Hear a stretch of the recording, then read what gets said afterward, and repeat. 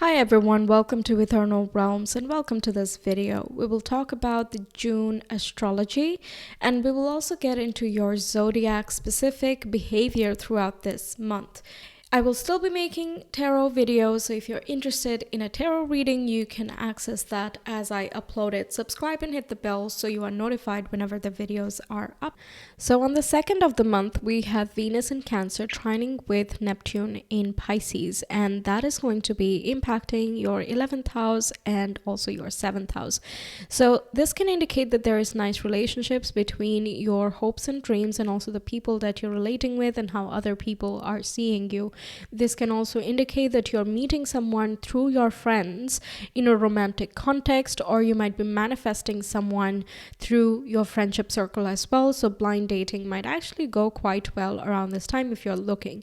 If you're already in a partnership, this indicates you're having a very nice social time. You probably could be traveling together or dreaming together, planning out a life together in some way. That can be a little bit dreamy and imaginative for sure, but it does make you feel quite good and connected with your person on an emotional and a spiritual level. On the 4th, we have a full moon in Sagittarius, and that activates your 10th house and your 4th house. The sun is in Gemini in your 10th house and the moon is in Sagittarius in your 4th house. So this brings into focus how you balance your work and life routines. As in, how much time do you spend at home with your loved ones, taking care of yourself, resting your energy, and how much time are you pursuing your goals and ambitions, following your public life and status and career obligations, etc. This can also bring into focus your maternal and paternal figures within your life. This can be your mother and father, but they can also be some other parental figures within your life who you consider as mother and father. So this talks about them having some opposite stances within your life, and especially if you're born during a full moon, this can be especially true, that you're taking a look at or relooking at something that has been ongoing in your life here, and this day or around this time can be a good decision point of how you want to head moving forward. Maybe you need to spend some more time at home. This can also mean that you're shuffling around your duties so you're able to work from home much more if that's something you're inclined towards, or if you already work from home and that's not very productive for you, then you're more inclined to move outside or maybe go to a cafe and work there or something of that sort. This can also show that you're learning something or having an important conversation in your home place or your workplace that is going to have a ripple effect on the other space. Full moons are about completion, and they also bring about illumination, which triggers a change. So breaking habits, changing our thought process and perspective, learning something new that really changes the way we operate in general can happen here. Okay, now the same day we have Mercury joining Uranus in the sign of Taurus, and that's going to be your 9th house. So some breakthroughs in terms of your philosophical viewpoint, the belief systems you have. This is also talking about higher education and mentor figures. If you are in a place to teach or you are the one learning something in a higher education, this indicates that you're learning something that's very illuminating for you. There can be a breakthrough in the way that you have been seeing the world. If you follow a religious decorum, some type of dogmatic behavior that you might have been adopting, this can bring into focus that everything that has been in the past need not be true even now. So there is that a deeper level of understanding that comes through meditation, prayers, and spiritual practices that helps you break down an ongoing pattern. On the 5th, we have Venus moving into Leo, and this is an important transit because it's going to stay here for quite some time. It is going to go retrograde in this house, in your 12th house of Leo, and also it'll go direct again in this sign. So it's going to stay here for quite some time, yes? So topics around releasing things, listening to your spiritual self, asking the question, who am I really? What is my sense of purpose? How can I express myself more creatively? How can I connect with my inner child or children much better on a much more deep level? These topics can come up here, and that might require you to let go of certain toxicities or certain behavioral patterns that are not benefiting you in your mode of self-expression. On the same day, we have Venus in Leo opposite Pluto in Aquarius. And at this time, Pluto is retrograde. And this brings into focus your daily routines, your organization in your everyday life, and your health as well, and your spiritual body, and the things that need to be let go or released or even surrendered to faith. So you might, for example, incorporate some, spiritual practices in your everyday life. For example, 10 minutes of meditation every day can do wonders, even 5 minutes if you don't have the time for 10. But, you're just incorporating things that would make you feel more like you, or you're trying to figure out who you really are. So you might be changing and switching things up in your routines, making some bigger scale changes, like I need to work out more, or I need to eat something like this. Maybe your diet plans are shifting and changing, or your work routines are changing. So now you have to figure out a different lifestyle to cater to these things. It can be a generally uncomfortable time because we're talking about fixed sign opposition, and neither one is usually inclined to make any changes. But with Pluto in retrograde, it is up to us. The power is within us. If we want to make a change, we will make a change. It's that sort of dynamic. So use it as you see fit, and the way to resolve opposition is to find balance and moderation on both sides of the equation. Then we have on the 7th, Venus and Leo squaring with the North Node in Taurus. So Taurus has been quite activated for each and every one of us, and for you, this falls in your 9th house. So this can mean that the changes you're trying to make here might go against your comfort zone, but it's not really a big problem because Taurus is at a beneficial angle to you. It's a fellow earth sign, so whatever the changes are happening is actually working out for your benefit, even if it's not really your wheelhouse in any way. Now, Venus in Leo squaring with this might resist trying things that are outside of the comfort zone, because both of these signs, Leo and Taurus, want to know if something is going to work or not. But the thing is, we need to have a little bit more faith in this situation that things will work out as long as we stick to what we are doing or make the necessary changes in order to get the results we are hoping for. On the 11th, we have Mercury moving into Gemini, which would be in your 10th house, and Mercury, it rules Gemini, so it's very happy over here.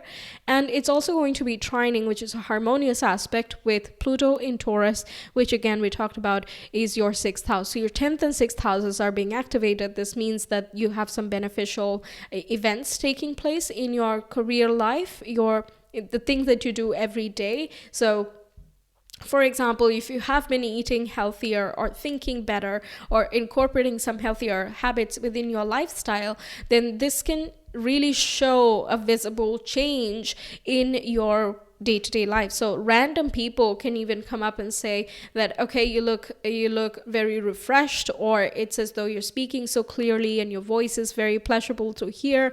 The things that you're saying is just so catchy, and you're just drawing more attention through your thoughts and your voice. And Mercury is your ruler as well. So it being in a happy space is doing wonders for you. Even if it's at a square aspect with you, it is still definitely blessing you with this transit there. It can also mean that you are shifting the habits, so your mental habits, the way that you perceive the world can be shifting and changing here. That is in a very beneficial way for you moving forward, brings you closer to your eventual goals and dreams. On the same day, we have Pluto moving into Capricorn. So it's retrograding back into Capricorn, where it was for the last couple of many years. And we're kind of incorporating the new changes we have acquired in the past months into the lessons we have learned previously. So the habits and the new routines and the way of going about life that we are changing now, how is that going to affect our fun time? How much are we able to relax? Are we having fun the same way, or does fun mean something else now? Are we enjoying some other activities? And if that's fine, changing is completely fine. We just need to figure out what exactly that is. The same day, we have Venus and Leo squaring with Jupiter in Taurus. This can indicate overindulgence or overestimation, where you think you can do everything and it's all set in stone, or, it's decided now and that's how it's going to be and we're going to move forward with that. So, for example, you might book appointments for Reiki and acupuncture and Ayurveda and whatnot. You might have the tendency to go for each and everything at once, so watch out for that.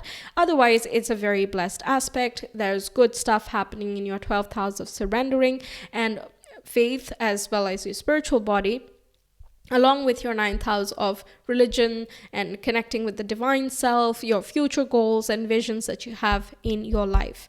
Okay, now on the 15th, we have Mercury in Gemini squaring with Saturn in Pisces. And this is again a mutable square, and that's impacting your 10th house and your 7th house. So it can be that you're really busy at work, or you have a lot of connections and communications going on, lots of duties that are coming in, and that might not sit very well, or it cuts into your time that you have with your significant other or with your one-to-one connections. Or it can be exactly vice versa, like you have a lot of stuff going on at work, but you also have some obligations within your relationships that you need to attend to, and that can feel to you as if you're stretching your energy in two different directions that don't really gel together, so you can't like mishmash the responsibilities, but you need to be there in both places at once.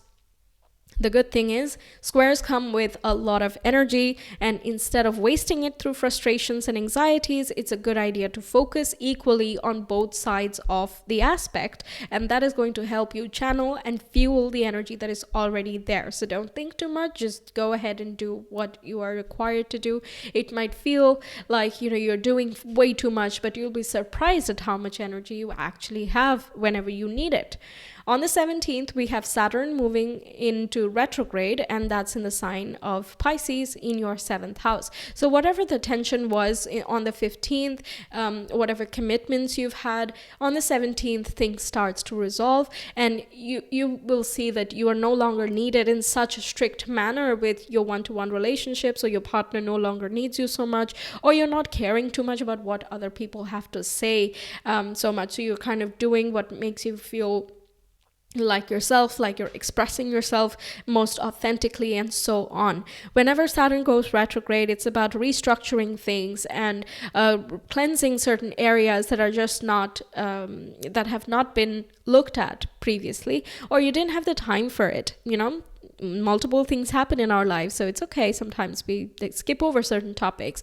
So over here you might be thinking about the types of commitments you want, or if you already have a partner, then what type of commitment are you looking for now? Maybe some changes need to be made here. You've been dating for let's say a couple of months, and now maybe it's a time for being committed, and you're thinking about that. It's not really about taking that step right away, but after you ponder, you make the necessary changes instead of staying stuck in the same place that you were before. On the 18th, we have a new moon in Gemini. This can indicate a new job, new position, or a new outlook in life. New goals and ambitions as well can emerge at this time, or your mindset regarding your goals, career, and ambition can also be changing, therefore changing the way that you are seen in the world.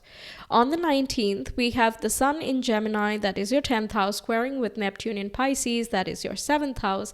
Once again, the 10th and 7th coming up. So now that you are changing and these new ideas are coming through, we need to adjust some things again. Are there any delusions or illusory thinking you have regarding partnerships, or overestimating the help and support and capacity that you can gather through other people? Then it is time to make necessary adjustments. There can be a battle between the head and the heart as well, or the head and the intuition rather. But once again, it is important to focus on both of these things. We can't only use logic, neither can we only use our intuition. On the 21st, we have the Sun moving into Cancer, so it moves from your 10th house into your 11th house, and it's also the day of the summer solstice. So this is bringing you to the question of, is this something you see? Do you envision this goal for your future? Is this a goal that makes sense for right now, but maybe not so much for 15 years down the line, or like for your lifestyle in general.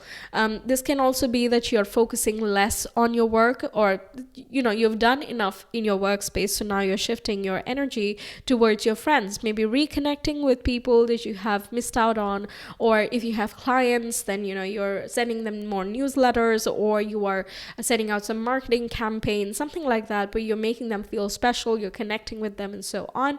Also, it indicates you're reconnecting or refocusing on your goals and your visions in life since last year around this time.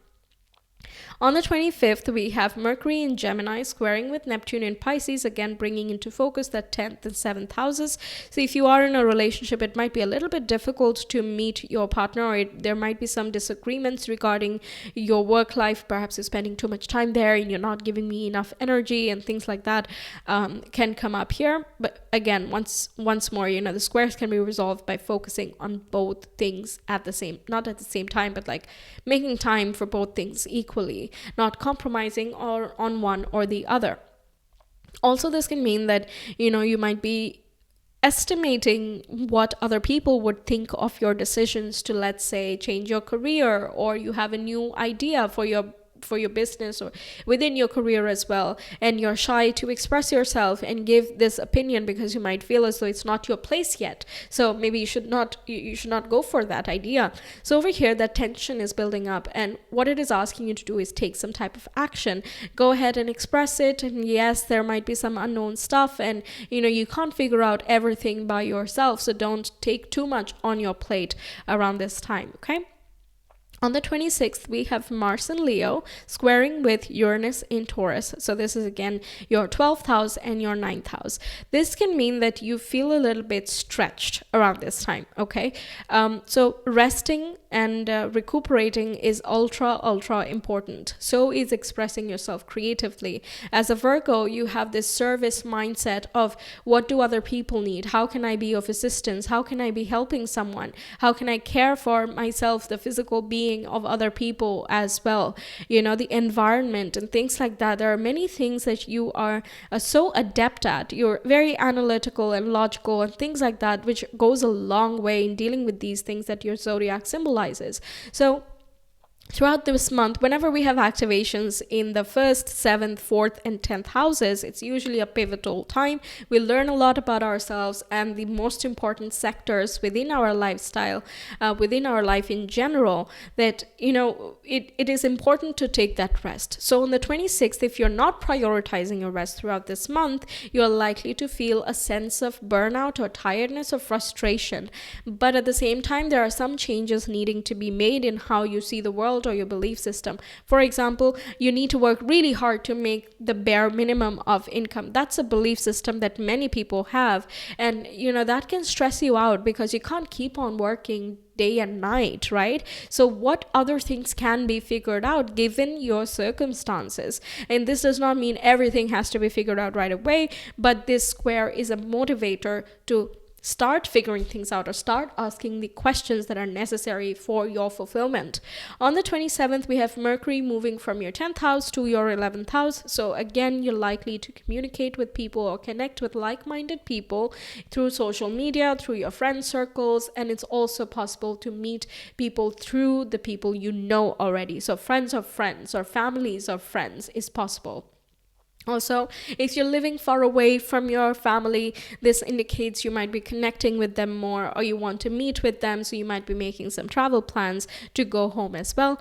Mercury in Cancer can be a little bit moody. So again, it's important to take care of your emotions and your sensitivities so that you're better equipped and your mind is still clear as we move through this Mercury in Cancer cycle.